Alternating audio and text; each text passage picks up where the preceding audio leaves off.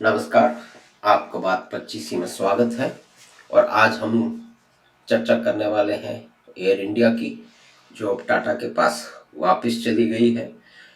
पूरे 69 साल का एक कठिन सफ़र तय करके ये सफ़र क्यों आरंभ हुआ, किन परिस्थितियों में आरंभ हुआ, तो उसको हम तथ्यों के आधार पर समझने का प्रयास करेंगे और ये जानने की कोशिश करेंगे कि ये स्वतंत्र भारत का पहला जॉइंट वेंचर, जो कि 1948 में हुआ था, एयर इंडिया इंटरनेशनल, जिसमें गवर्नमेंट की इक्विटी भी थी, टाटाज की भी थी, वो चली।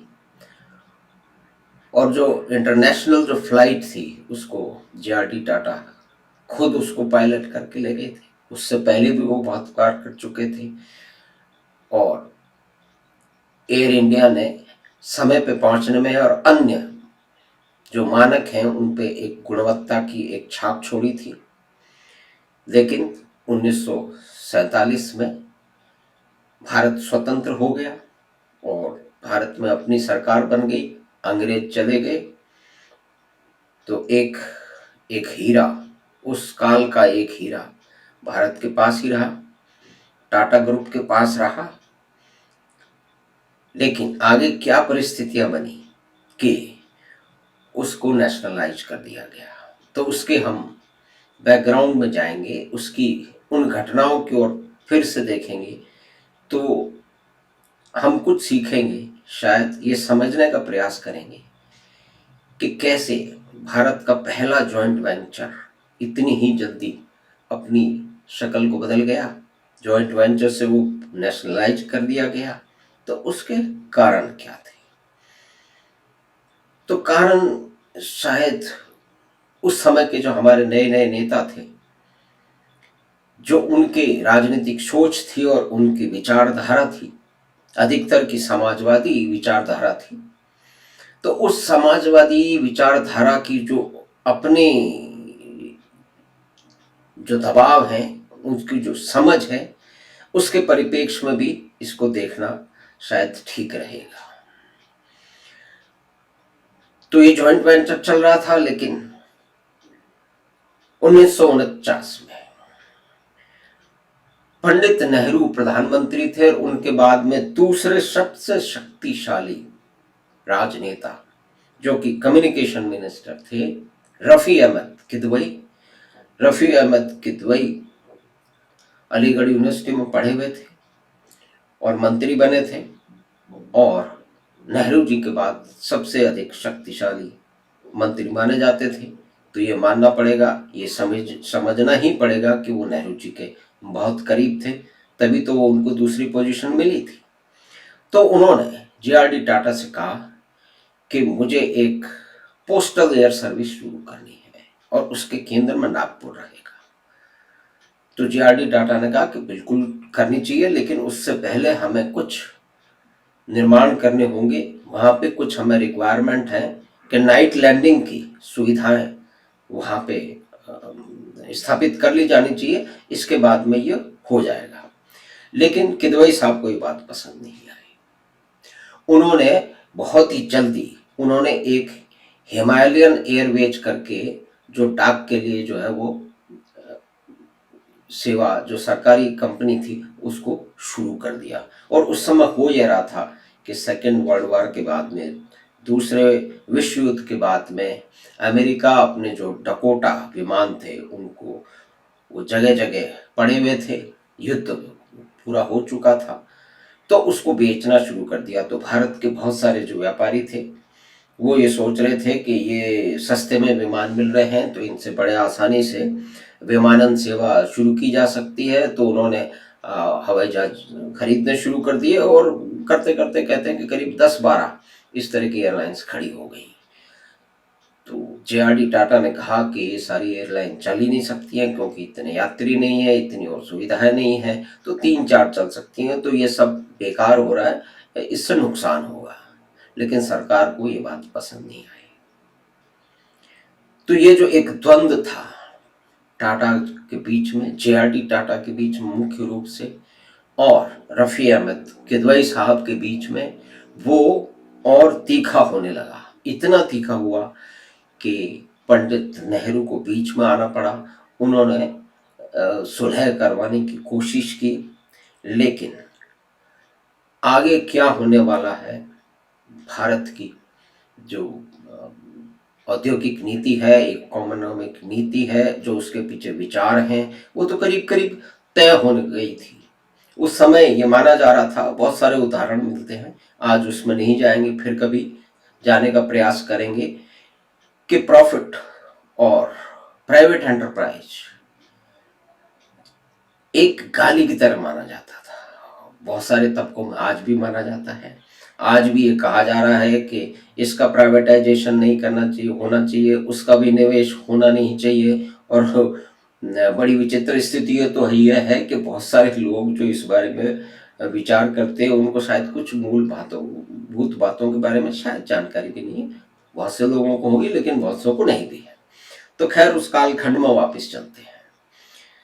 तो दोनों के बीच में जे.आर.डी. टाटा और रफ़ी अहमद किदवई, जो नंबर 2 थे पंडित नेहरू के बाद में, उनके बीच में ठन गई। और धीरे धीरे ये बात आगे आने लगी कि नेशनलाइजेशन होना चाहिए, नेशनलाइजेशन आरंभ हो जाना चाहिए। ये सारे के सारे एसेट हैं, ये जनता के हैं, जनता के पास जाना चाहिए। कुछ सेठ साहूकार वगैरह वगैरह जो अमूमन इस तरह की बातें की जाती हैं, वो आने लगी।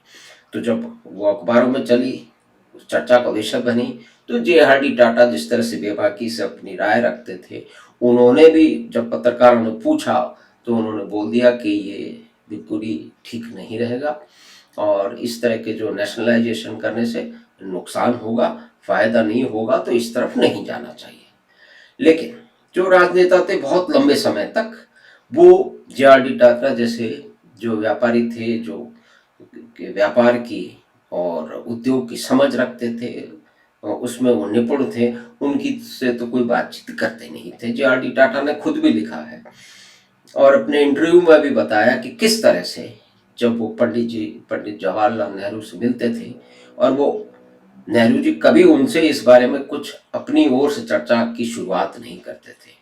तो लेकिन फिर भी जे.आर.डी. अपनी ओर से जो इंडस्ट्रियल पॉलिसी है, या कि जो बिजनेस है और सरकार का उसमें रोल है, वो अपनी ओर से उसकी शुरुआत करते थे, और पंडित जवाहरलाल नेहरू को समझाने का, शायद उनको कुछ सलाह देने का प्रयास करते थे।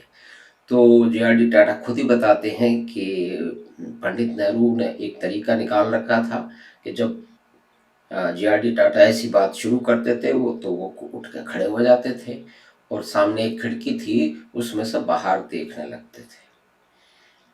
तो जे.आर.डी. टाटा को भी पता लग जाता था कि नेहरू जी को ये बात पसंद नहीं आ रही है, और अब मीटिंग का समय भी पूरा हो गया है और मुझे चलना चाहिए। तो ये इस तरह के संबंध थे सरकार के बड़े नेताओं, प्रधानमंत्री और उच्च मंत्रियों और व्यापारी, जो निपुण व्यापारी, जो जाने माने प्रतिष्ठित व्यापारी थे जे.आर.डी. टाटा, उनके बीच में। तो दूसरों की तो बात छोड़ दीजिए, जब जे.आर.डी. टाटा से ही सरकार के लोग, प्रधानमंत्री और बड़े बड़े मंत्री मिलना नहीं चाहते थे, कुछ बात करना नहीं चाहते थे, सिर्फ रिचुअल्स के लिए शायद कभी कभार मुलाकात होती थी उन मौक़ों पे, और ये फिर आगे भी चला। तो खैर, कुल मिला के बात ये हुई कि अंत में 1 अगस्त 1953 को नेशनलाइजेशन एकदम से कर दिया गया। जे.आर.डी. टाटा से बात भी नहीं की गई। उन्होंने यह अवश्य कहा कि हमें उचित मुआवजा मिलना चाहिए, लेकिन वो भी उचित मुआवजा भी कोई मिलने की बात नहीं थी। शायद 2 करोड़ 80 लाख रुपए उनको दे दिया गया, जो कि बताया जाता है कि उस समय जो साल भर में जो वो ईंधन इस्तेमाल करते थे, वो करीब इतने का ही हुआ करता था। तो कुल मिलाकर के अब सरकारी क्षेत्र में चली गई, लेकिन जे.आर.डी. टाटा को कहा गया कि आप चेयरमैन बने रहिए, आपके निर्देश में काम चलता रहेगा।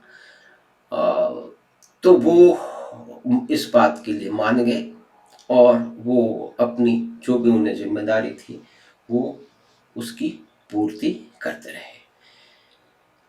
अब आगे चल के उन्होंने इस बीच में पूरा का पूरा कोशिश की कि जो भी उनके मानदंड थे, ये एयर इंडिया और इस तरह की जो भी वामन सेनाएं थी, वो उसी हिसाब से चले, बेहतरी से चले, गुणवत्ता के नियमों के हिसाब से चले। लेकिन 1978 में सरकार बदल गई, जनता पार्टी की सरकार आ गई और मोरारजी देसाई आ गए। तो उन्होंने जो पहले कुछ काम किए, पहला तो उन्होंने जीआरडी टाटा को हटाया। उसके अंतराल के बाद में जब इंदिरा गांधी वापस आई, तब फिर वो उनको उन्होंने चिट्ठी लिखी, पहले भी चिट्ठी लिखी उन्होंने और उस पर दुख प्रकट किया, और जब वैसे वापस आई तो उन्होंने फिर उनको बुला लिया और आगे भी कई बार वापस आए। तो कुल मिला के ये जो कहानी है, भारत का पहला जॉइंट वेंचर किस रास्ते से शुरू हुआ था, किन उद्देश्यों के लिए शुरू हुआ था और कहाँ जाके पहुंचा और किस तरह की उसकी परिणति हुई, कि ये सब करीब 20-25 साल से ये लगातार बात चल रही थी कि एयर इंडिया को प्राइवेटाइज कर देना चाहिए, इसे निजी हाथों में दे देना चाहिए। बहुत लंबा चौड़ा घाटा हो रहा है और सुविधा भी नहीं मिल रही है। और 1991 के जो सुधार हुए, इकोनॉमिक लिबरलाइजेशन और ये सब कुछ हुआ, उसके बाद के अंदर तो फिर बहुत सारे दूसरे प्लेयर आ गए, दूसरी दूसरी जो बेहतर बेहतर जितनी भी एयरलाइंस हैं उनको मौका मिल गया, वो आ गए। तो उनके बीच में प्रतिस्पर्धा बहुत बढ़ गई, एयर इंडिया उनका मुकाबला कर नहीं सका, तो लगातार उसके रेवेन्यू और उसका बिजनेस नीचे जाने लगा। जो बेस्ट रूट उनके पास थे, लेकिन फिर भी वो नहीं कर उस हिसाब से काम, कंपटीशन में वो नहीं आ सके।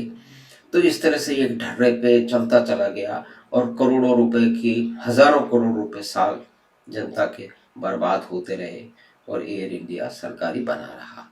लेकिन अंत में अक्टूबर 2021 में टाटाज ने बोली जीत ली। 84,000 करोड़ रुपए का जो उस पे घाटा है, उनमें से ये सब उन्होंने 18,000 करोड़ में टाटा ने लिया। इसमें 2,700 करोड़ रुपए तो कैश का पेमेंट हुआ गवर्नमेंट को, और बाकी 15,300 करोड़ की लायबिलिटी उन्होंने अपने पास रखी है।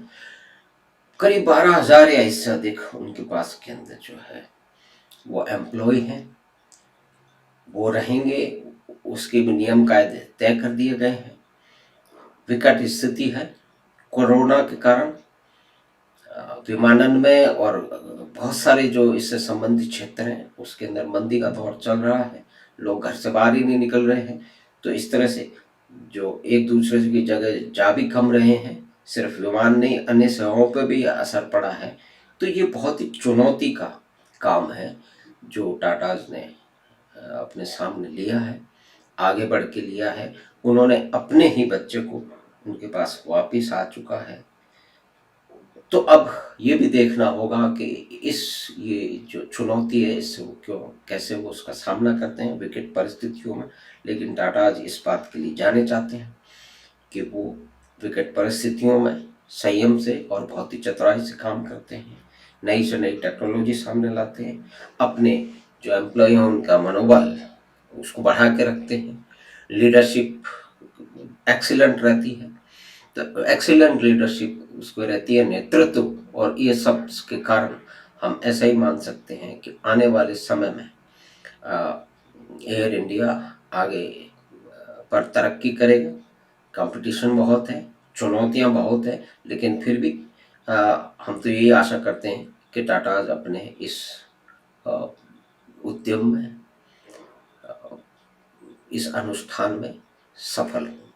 लेकिन एक बात पे दृष्टि डालनी बहुत जरूरी है कि अगर 1953 में कारण कुछ भी रहा हो, अगर नेशनलाइजेशन नहीं होता तो एयर इंडिया आज विश्व में ऐसा माना जाता है कि विमानन के क्षेत्र में एयर इंडिया की एक विशेष उसका स्थान होता, और उसके कारण भारत को भी फायदा होता, टाटाज को भी इसके अंदर जो है ना फायदा होता, और देश में भी एम्प्लॉयमेंट एक पूरे जो एक छीजत हो रही थी लगातार पिछले दिनों से, तो बच्ची वो तो नहीं होती। तो लाखों हजारों करोड़ रुपए का शायद भारत को, भारत की इकोनॉमी को, भारत के लोगों को उसका फायदा होता, लेकिन वो तो सिर्फ एक मुड़ के देखने की बात है। वास्तविकता यही है कि कुछ अनुरागों के कारण उस समय स्वतंत्र भारत में जो उसके तुरंत बाद में जो नेतृत्व था, उनकी अपनी समझ थी, समाजवादी समझ थी, तो उनको समाज का भला करना था। तो अंत में लेकिन उनके उद्देश्य तो ठीक थे, समाज का भला तो बिल्कुल वो करना चाहते थे, इससे तो कोई इनकार नहीं कर सकता, लेकिन रास्ता गलत था।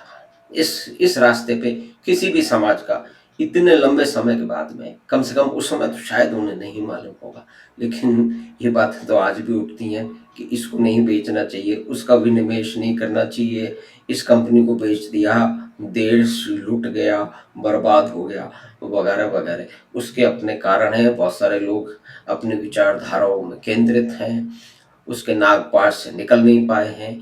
बहुत सारे लोगों को किसी भी तरह की राजनीति करनी है, सिर्फ विरोध की राजनीति करनी है, तो वगैरह वगैरह। लेकिन एक महत्वपूर्ण घटना को हम होते हुए देख रहे हैं कि एयर इंडिया 69 साल के बाद में टाटाज के पास वापस चली गई है, और हम ये आशा करते हैं कि वो आगे बढ़ेगी, फलेगी, फूलेगी, और अपना जो उचित और उन्नत किस्म के मानदंड उन्होंने स्थापित किए थे, उनको पुनः स्थापित करेगी। तो इस विषय पे बहुत ही महत्वपूर्ण विषय है, इस पे फिर कभी हम दोबारा चर्चा करेंगे। आपने इस छोटी सी वार्ता को, इस कार्यक्रम को सुना, उसके लिए आपका बहुत बहुत धन्यवाद। अगर आपको अच्छा लगा हो ये बातचीत, तो अपने मित्रों और परिवार के साथ साझा करें, चैनल को सब्सक्राइब भी करें, और आप इस इंटरव्यू के बारे में क्या सोचते हैं, आप अपने विचार भी हम तक भेजें।